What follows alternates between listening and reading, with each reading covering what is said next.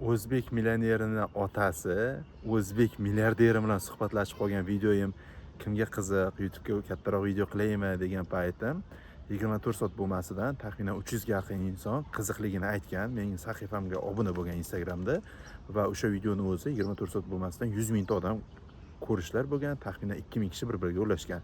Demak, shu mavzuni qiziq deb o'yladim va YouTube'da uzunroq video qilishni xohladim. Demak, bolani o'zi millioner. Tushunishingiz uchun 26 yo 27 yoshlarda, uni otasi milliarder. Endi yoshlarini bilmayman necha yoshda. Men mashina olgandim. Mashina bo'lib to'lashga olingan. Shu bo'lib to'lashga investor berib qo'ygan bo'lganda, juda ko'p mashinalari bo'lgan.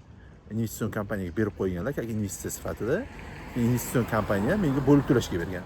Eng oxirida notariusga kelganda оформление jarayoni borda, ya'ni notariusga kelib turib o'sha investorga o'zi qo'l qo'yib berish kerak. O'sha payt kelib qoldi, siz o'sha insonni otasimiz deb. Men ismlarini ayta olmayman, lekin hamma desam to'g'ri bo'ladi, juda ko'pchilik taniydi.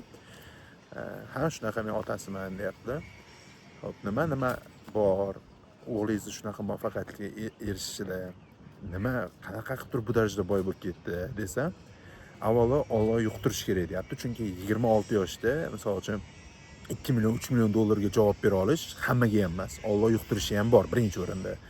Xo'p, endi 2-3 million dollar bo'lmasa ham mayli. Bizga misol uchun oyiga 20 million so'm, 30 million so'm topish endi nima sabab qilsak bo'ladi desam, yaxshilikni ko'paytiring, xolis yaxshilikni ko'paytiring dedilar. Yaxshilik qilish uchun siz boy bo'lishingiz shart emas, puldor bo'lishingiz shart emas, yo'q qo'lingizda 10 ta xodim bo'lishi shart emas.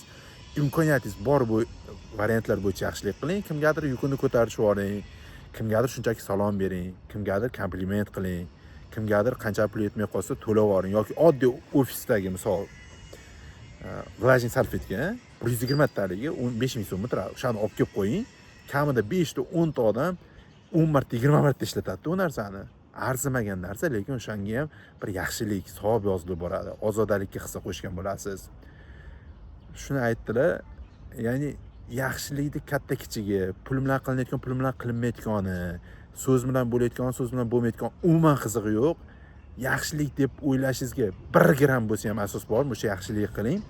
Nasib qilsa, o'z-o'zidan daromadingiz oshib borganini his qilasiz dedilar. O'shaning uchun men yaxshilik qilib turib shu videoni oldim, nasib qilsa. Endi siz ham yaxshilik qilib like bossangiz, komment yozsangiz, kimgadir ulashsangiz, ajab emas. Birgalikda o'sib borsak, nima dedingiz?